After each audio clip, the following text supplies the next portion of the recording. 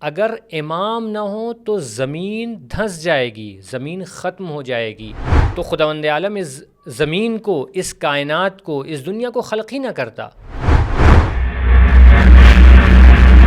صحیح عقیدہ آسان زبان میں۔ بسم اللہ الرحمن الرحیم۔ امام کی صفات میں ہماری گفتگو علم کے متعلق ہو چکی ہے، عصمت کے متعلق ہو چکی ہے۔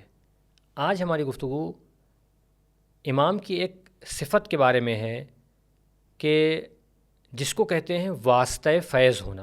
میں آپ کے سامنے وضاحت کروں گا کہ اس کا کیا مطلب ہے۔ خداوند عالم اس دنیا میں جن امور کو بھی انجام دیتا ہے انہیں اسباب کے ساتھ، واسطوں کے ذریعے انجام دیتا ہے۔ یعنی کیا؟ یعنی اگر مثال کے طور پر کسی کی کوئی مدد کرنی ہے، ایک خدا کا بندہ ہے جو دعا کر رہا ہے کہ خدا فلاں کام میں میری مدد کر دے، تو ایسا تو نہیں ہوتا ہے کہ خدا خود اتر کر کے آئے اور اس کی مدد کرے۔ نہیں، خدا کا کوئی جسم نہیں ہے کہ وہ کسی کے سامنے آئے گا اور اس کی مدد کرے گا۔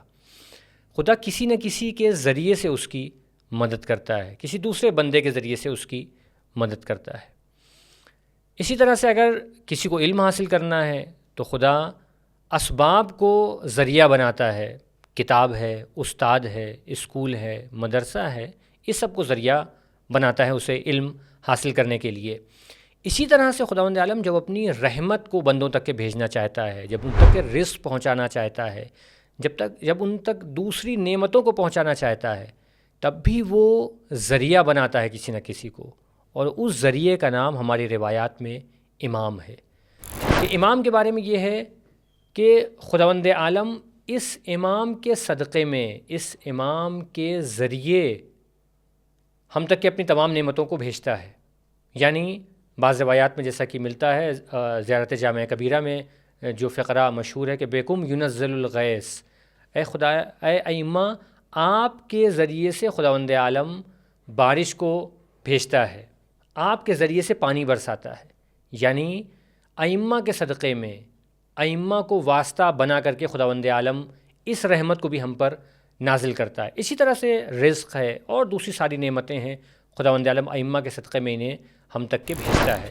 یہاں تک کہ بعض روایات میں ہے کہ اگر امام نہ ہو تو زمین دھنس جائے گی، زمین ختم ہو جائے گی، اپنے تمام تر افراد کے ساتھ جتنے لوگ بھی اس پر رہ رہے ہیں۔ تو اس زمین کی بقا جو ہے، اس زمین کا باقی رہنا، یہ امام کے صدقے میں ہے۔ اس زمین کا بننا امام کے صدقے میں ہے کہ اگر رسول اور آل رسول نہ ہوتے تو خداوند عالم اس زمین کو، اس کائنات کو، اس دنیا کو خلق ہی نہ کرتا۔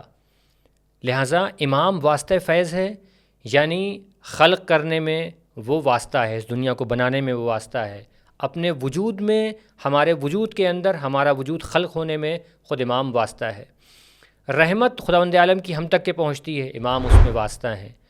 ہم تک کے رزق پہنچتا ہے، امام کے ذریعے اور امام کے واسطے سے پہنچتا ہے۔ دوسری ساری نعمتیں پہنچتی ہیں، علم ہم کو حاصل ہوتا ہے، ہماری دعائیں مستجاب ہوتی ہیں، یہ سب امام کے ذریعے سے ہوتا ہے۔ کہ اگر امام نہ ہو واسطہ تو خداوند عالم ان نعمتوں کو، اپنی اس رحمت کو ہم تک کے نہیں بھیجے گا۔ اور یہاں سے ہمیں ایک بہت اہم بات معلوم ہوتی ہے، اور وہ یہ ہے کہ امامت کوئی ایک ذہنی عقیدہ نہیں ہے کہ تاریخ کی کتابوں میں، عقائد کی کتابوں میں ہم پڑھ لیں اور بس خود امام سے ہمارا کوئی رابطہ نہ ہو۔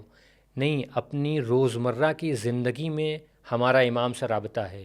ہم یہ جو سانس لے رہے ہیں، ہم جو گفتگو کر رہے ہیں، ہم جو رزق کھا رہے ہیں، ہمیں جو علم حاصل ہو رہا ہے، اس سب کا ذریعہ بھی امام ہی ہے، کیونکہ امام واسطہ فیض ہیں، امام خداوند عالم کی تمام رحمتوں اور نعمتوں کے ہم تک پہنچنے کا ذریعہ ہے۔